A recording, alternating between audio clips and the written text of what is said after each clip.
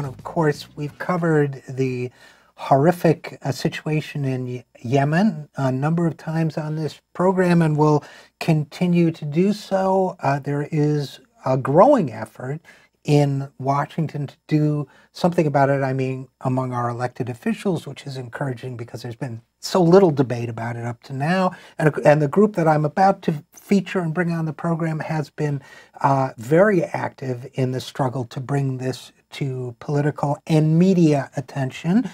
Kate Kizer is the policy director of Win Without War. She has extensive experience in the human rights field. She also has a background academically in Middle Eastern and North African studies, as well as democracy and governance.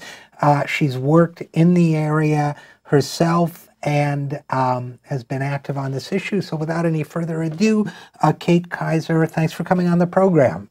Thanks for having me. So do you speak Arabic? I used to when I was living in the region in 2010, but it's been a while since I've been able to exercise my Arabic chops. Yeah, it's a tough language to keep up with, but marhaban anyway. Marhaba.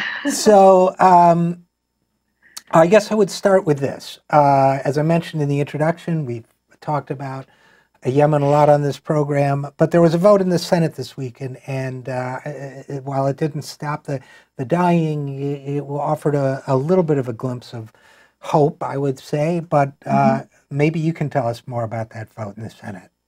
Absolutely. Last night, the Senate took an unprecedented vote to advance a war powers resolution on Yemen that would end U.S. military assistance to the Saudi-led coalition in Yemen and essentially end the United States blank check of support for that coalition in the war in Yemen. So while there's much more to do, there's likely to be another vote next week to continue advancing the legislation and hopefully finally pass it.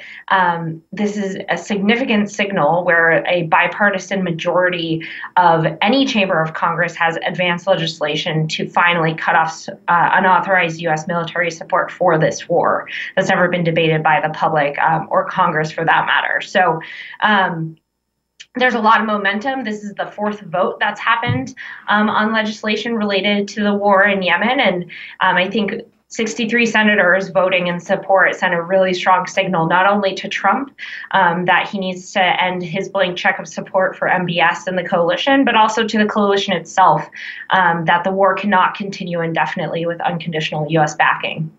Yeah, and this is so important. And for those of our viewers who don't know or may not have seen our previous segments on the subject, the death toll is horrific, the toll of suffering is horrific. And what you referred to there, Kate Kizer, in terms of U.S. support is we haven't just been looking the other way, we've been militarily active in helping the Saudis inflict enormous suffering on the Yemenis. And again, correct me if at any point you disagree, but through supporting their bombing campaigns, offering them guidance on where to send their missiles, giving them the weapons themselves, providing direct military support, and so on, with the result that there's been a humanitarian catastrophe in that country, right? Yes, the U.S. for nearly 4 years has been backing this war. This military assistance that you're referencing started under the Obama administration in March 2015 when the intervention into Yemen's civil war was launched by Saudi Arabia, the UAE, and other Gulf countries. U.S. assistance has consisted of refueling Saudi and UAE jets in midair as they go and bomb Yemen, providing intelligence for targeting purposes and advising coalition forces on what to bomb. And so the reality is that neither the Obama administration nor the Trump administration really wants to acknowledge is that the U.S. is intimately involved in literally fueling this war for the last few years, despite the fact that the coalition has, along with other parties to the conflict, committed war crimes on a regular basis. Coalition airstrikes are the leading cause of civilian casualties, according to the United Nations. And so the U.S. is directly complicit in not only those civilian casualties, but also the destruction of the country, as the coalition has continued to bomb vital civilian infrastructure, from water sanitation systems to cholera centers and hospitals and schools that Yemenis rely on to survive. And that is why we're, in part, now seeing such a massive humanitarian crisis where nearly half of the population is on the brink of starvation, and an estimated 85,000 children have died of starvation since the beginning of the conflict. Yeah, and I also just, you lived and worked in the region, and I also just want to reiterate for our listeners and viewers as well that Yemen, Americans sometimes have this sense that all those countries over there have always been at war or whatever. As I recall, Yemen used to be kind of a peaceful, bucolic almost place. That's how I would hear people talk about it who'd been there, that it was quiet, that it had beautiful old architecture, that the people were warm and friendly. And I mean, we're not talking about a place that's been at war for centuries. We're talking, in my understanding, but correct me if I'm wrong, we're talking about an attack on, a peaceful, civilized country with horrific results. I mean, Yemen has a very colorful history. It is absolutely one of, I would say, historically been the least sectarian of all the countries in the region. Shia, Sunni, Sufis, Christians, Jews have all lived together rather harmoniously over centuries in Yemen. It is kind of one of the birthplaces of civilizations as it's viewed kind of historically. But there have been periods of conflict, and often that conflict is rooted in grievances over political inclusion and economic opportunity. And this was certainly the case under the former President Ali Abdullah Saleh, who now has been killed in this conflict. But he ruled Yemen for over 30 years, kind of placating different factions off of each other while amassing the resources under his rule and doling out patronage to maintain power. Now, he was toppled in Yemen's Arab Spring protests in 2011. As was Mubarak in Egypt. But Yemen was actually one of the places, similar to Tunisia, where it started to have an actual transition process where much of the population came together through a national dialogue process to identify priorities for the future, what a national unity government would look like.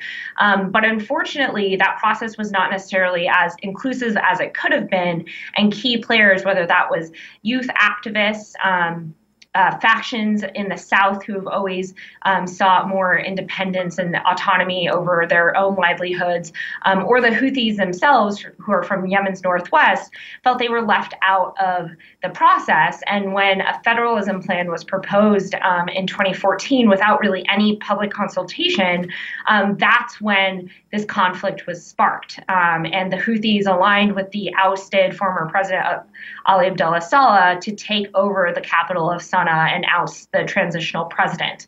And so that's where it was done largely non-violently, without reportedly a bullet being shot. And then they moved on to take the south of the country as well.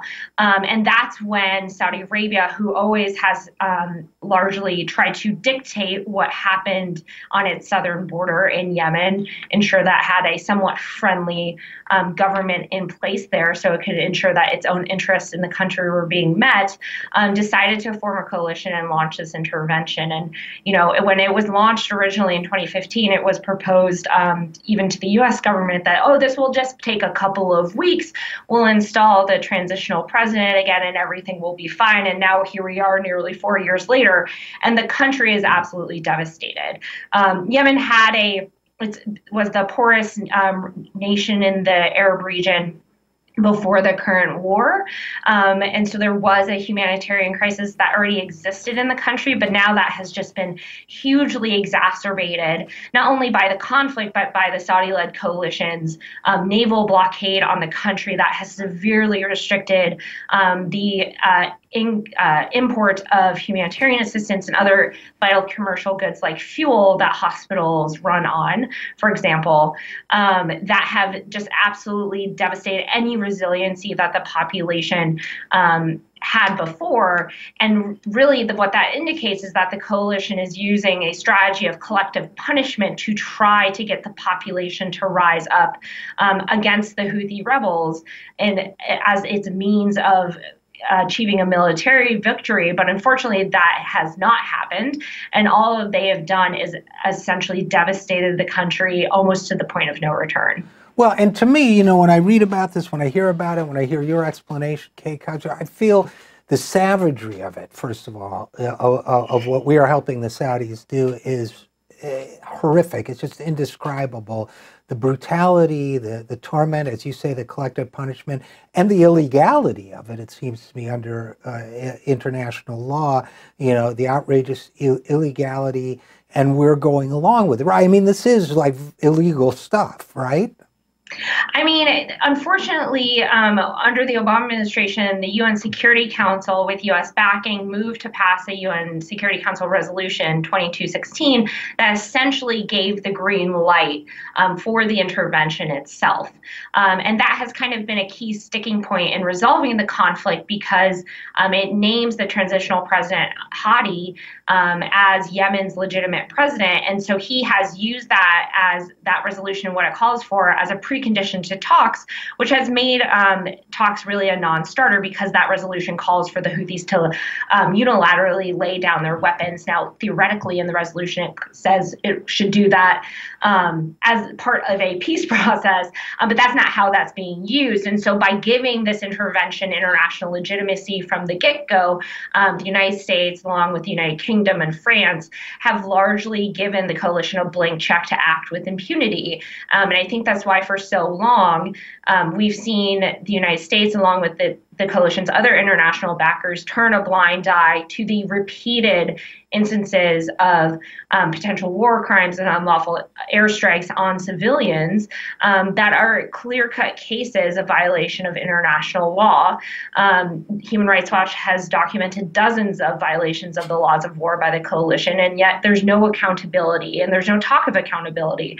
And it won't happen until the international community comes together and says enough, that this war needs to end, and there really truly needs to be accountability for what has gone on here. But unfortunately, because they're backing the coalition with military assistance, that means those countries are also legally complicit for how that assistance is being used. And I don't think those international countries are interested in holding themselves accountable. But that's why this action in the Senate is so exciting, that happened last night, because it's signaling that there's starting to be a reckoning with what we have done in Yemen, and the long-term consequences of those decisions, and that there is now a majority in the Senate who believe we need to take a different course.